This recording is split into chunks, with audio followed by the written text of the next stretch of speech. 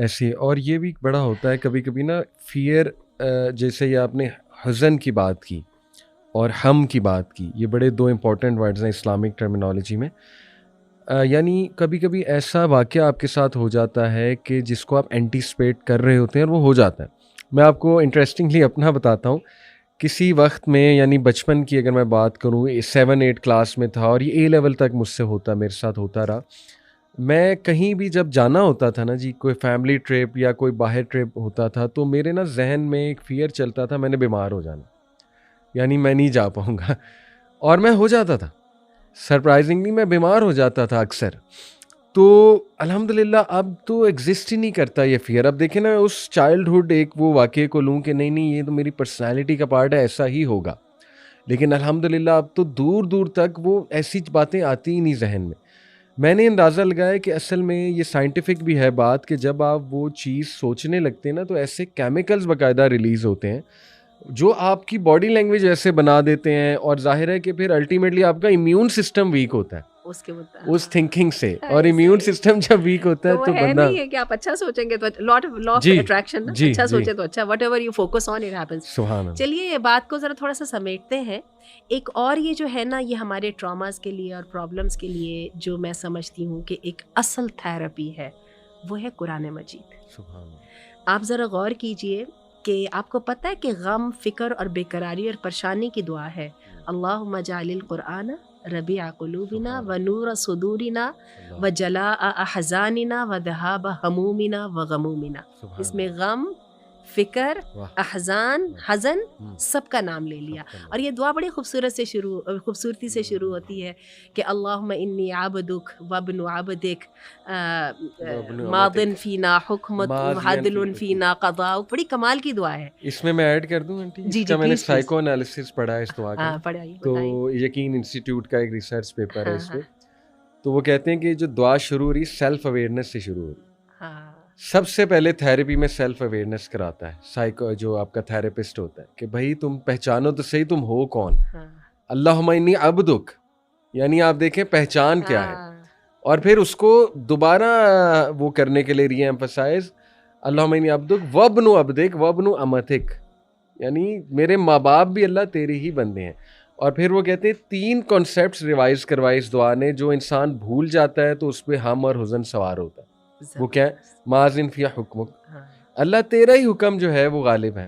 عدل فی قضاؤک, آپ کا عدل, فیصلہ عدل پہ ہے. اور شروع میں تھا وہ ہے نسألک بکل اسم سمیت لک بہ, نہیں یہ جو 3 چیزیں اس کا میں کہہ رہا ہوں وہ ہے جی کہ عدل فینا قضاء, اللہم انی عبدک وابن عبدک وابن عبدک ماضٍ ناصیتی بیدک, ہاں ناصیتی بیدک, میرا ماتھا تیرے ہاتھ میں. یعنی یہ کتنا خوبصورت کانسیپٹ ہے کہ اللہ تو چاہے کچھ بھی کر. ماتھا آپ دیکھیں پری فرنٹل کورٹیکس, اللہ تیرے ہاتھ میں, تو کچھ بھی کر سکتا ہے اس کے ساتھ. You can heel trauma, you can heel me, you can do any thing. Acknowledgement ہے.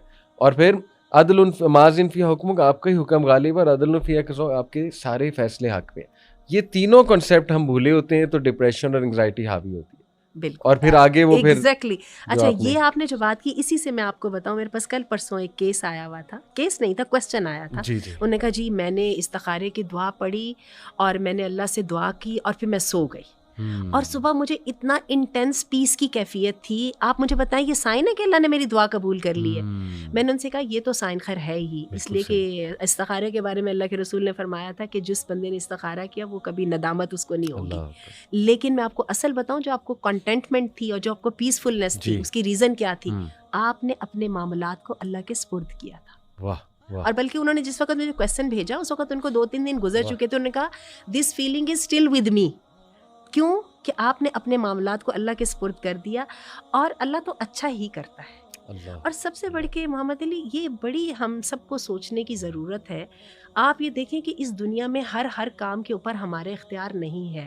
اگر آپ فزیکل ہیپننگس کو دیکھیں نا, تو 80-90% ہمارے سارے جسم کے ایکشنز انوالنٹری ہیں. وہ صرف جو 5 سے 6% جو ہے نا, جن کے اوپر پوری میڈیکل سائنس اور پوری سائیکالوجی اور دنیا جہان کے علوم بن چکے ہیں, وہ صرف اتنی سی ان کی حیثیت ہے, جو کہ عموماً جو ہے نا وہ انوالنٹری ایکشنز کے آگے آ کے فیل ہو جاتے ہیں. سیم گوز ود آر, جو ہماری کس خاندان میں پیدا ہوئے, کس عہد میں پیدا ہوئے, کن حالات حالات میں پیدا ہوئے ان پر ہمارا اختیار نہیں ہے. تو اتنی تھوڑی سی جو چیز ہے اس کے اوپر جس کے بارے میں ہمیں لگتا ہے ہمارا اختیار نہیں ہے, ہم اس کے اندر اپنے معاملات کو کہ اللہ پہ نہیں چھوڑ سکتے, جو اپنی اتنی پرفیکٹ کائنات چلا رہا ہے اور جو ہمارے بارے میں ہر جو فیصلہ کر رہا ہے وہ بہترین سے بہترین فیصلہ کر رہا ہے, اور سب سے بڑھ کے اس کے حکم کے علاوہ کچھ ہونا بھی نہیں ہے.